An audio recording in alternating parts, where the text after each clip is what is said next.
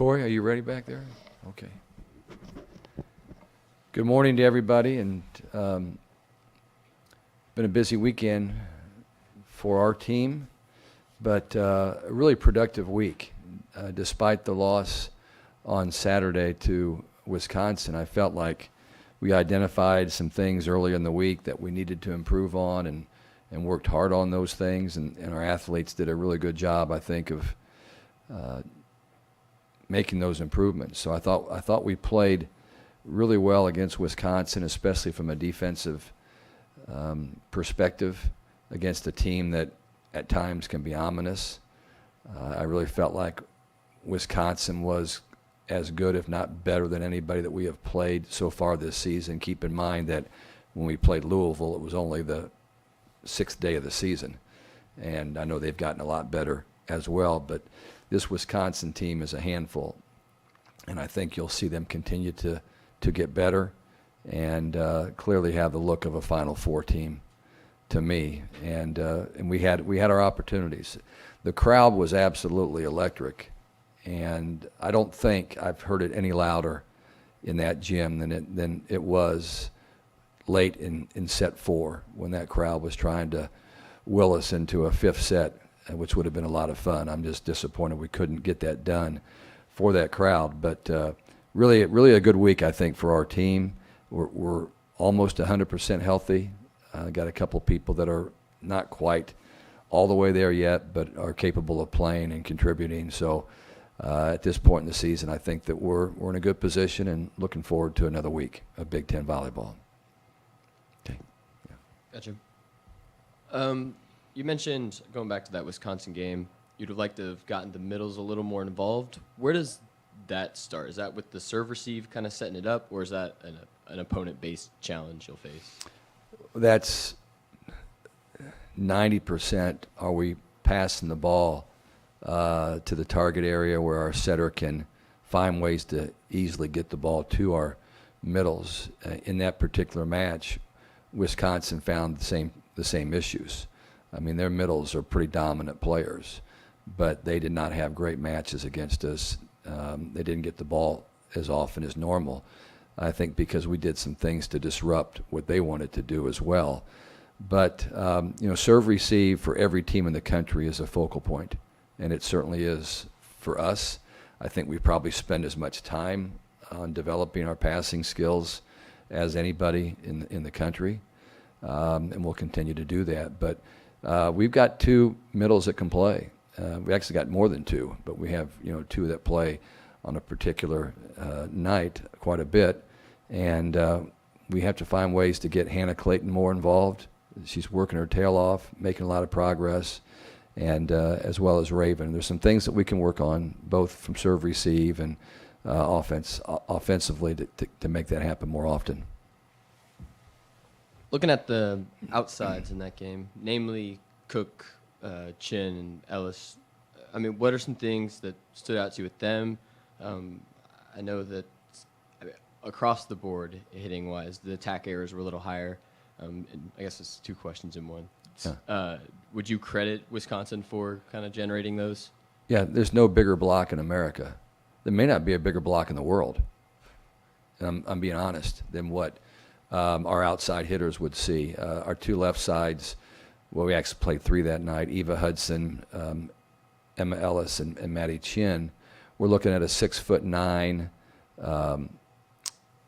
right side player, or the best athlete in the gym that night, who's a 6'3" Robinson, that they just put up massive blocks. And then their middles, if we're out of system, are also going to be out there, forming a really good block, and they're 6'4" and 6'3". So it wasn't easy money for anybody that night. And but that's the great thing about playing in this league. You're going to be challenged every time you step on the floor. You're going to have to figure some things out. And we were watching tape just before I came in here with the team, going over some things that this is what they were doing against us, and this is why we had some problems, scoring some points at times. And this is how we defended them. That was very effective as well. But again, we had 2 set points in set number 4 to turn that into a 5-set match against a team that I think is really, really good. And so we did a lot of things well. We just didn't finish that fourth set and give our fans a chance to see a fifth.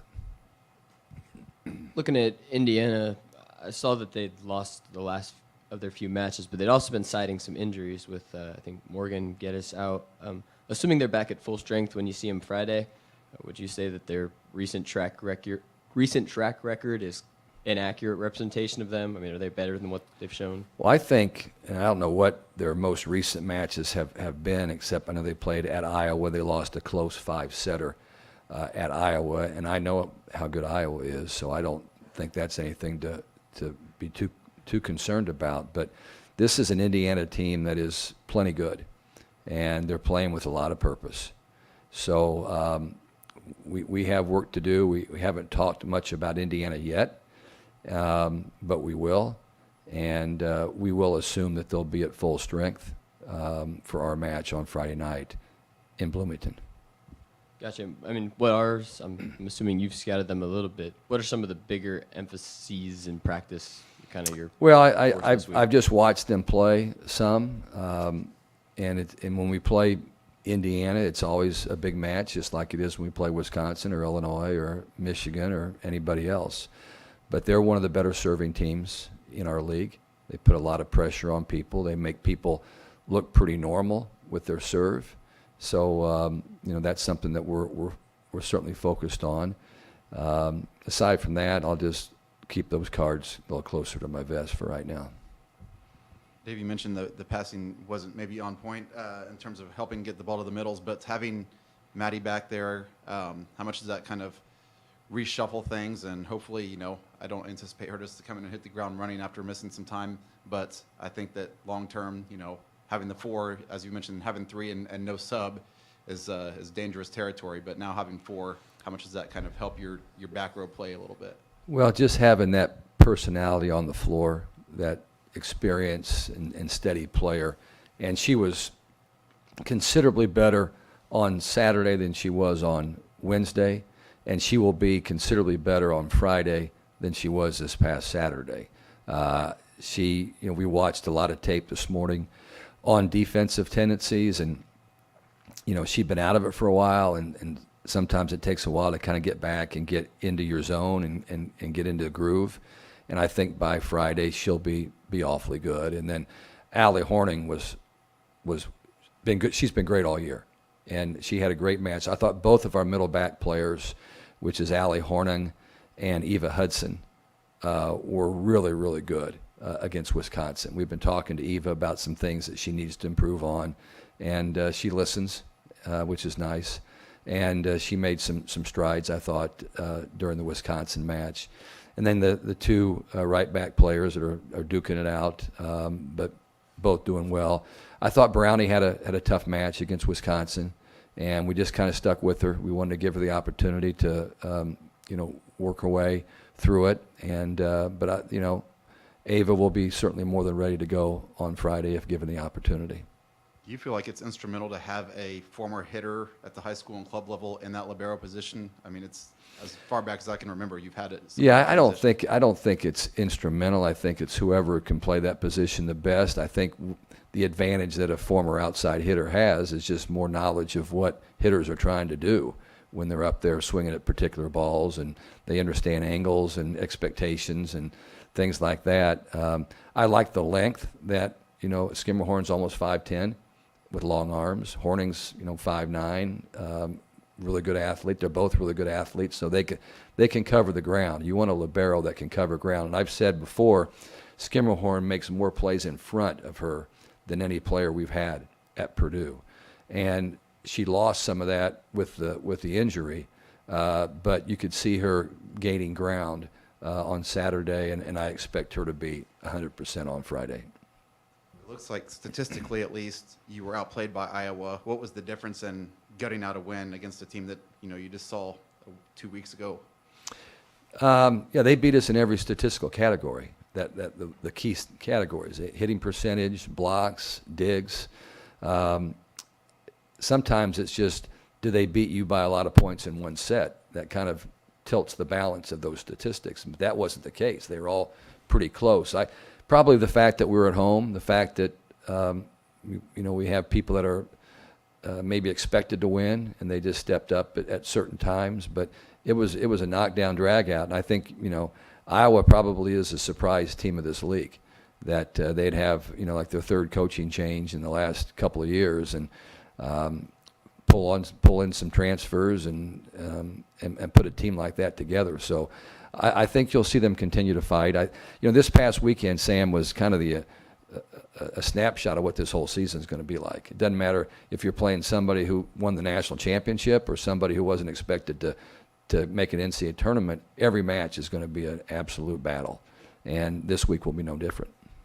And last thing for me, Maddie Cook had pretty good hitting numbers against Iowa. Did decent against Wisconsin, especially considering what you were up against. Mm-hmm. You said you've had a need. Somebody other than Eva is going to have to step up and score some points. Were you pretty pleased with her performance over the weekend? Yeah, I thought that she had a really good week, Sam, and is starting to feel very comfortable with who she is on the floor in a role where the expectations are higher. And she has a great arm. She really has a powerful hitting arm. And so we have to continue to get her the ball and let her figure out how she's going to score points. You can have a great arm and you can have all the shots in drills and in practice, but you have to understand who you're playing against and in each situation how you're going to be able to score based on what the block's doing and where the backcourt defense is and the time of the match, what shot's going to work. And she's making really good progress. And we don't beat Iowa without her playing the way she played. And she's somebody that defenses have to be in the country, or the year before that, because her high school team set her every ball, her club team set her every ball. So it's not like she's not used to being the go-to player and having to outwork other people. But this is the Big Ten, and there's nights where you're gonna struggle because people are going to sell out on you, which is what Wisconsin did. They knew her like a book, what shot she was going to hit and how to block her and how to defend her in the backcourt. I thought she played a great match on Saturday. I thought she did everything we could ask her to do. Her blocking was effective. She got caught one-on-one against, whether it was Smrek or Robinson, just two unbelievable athletes in this league, and she more than held her own. She hit really, really good shots, limited her errors, played really good defense, serve-receive held up, one of her best serving efforts. So I thought, came off of probably a subpar match against Iowa and played maybe as well as she could play against Wisconsin. There was a celebration last week of you and John and Kathy with 20 years together. What makes your partnership work so well? We just ignore the faults in each other as much as we can and try to just move forward. But no, I think that the love for Purdue, the love for what we're trying to accomplish here with this volleyball program oversees everything else. Both John and Kat, especially early on, just got bombarded with offers to go coach, be a head coach, whether it be mid-major or high major or Power 5, it didn't matter. They were getting calls and had offers. But both of them really enjoy what their role is here at Purdue, and they love our players. It would be really hard for any of us to walk away from the players that we've recruited, that we work with every day, because of what they sacrifice to make this program successful. But I think John and I and Kat are all very, very different individuals, and we have our strengths and our weaknesses, and we understand how to help each other in that way. And it's kind of a seamless operation at times. Other times it doesn't quite seem like that, but we know what our jobs are, and we do them pretty well. And but we have to do better. We're in a league where they're the best coaching staffs in the country, so we have to continue to do better. Okay, thanks, guys.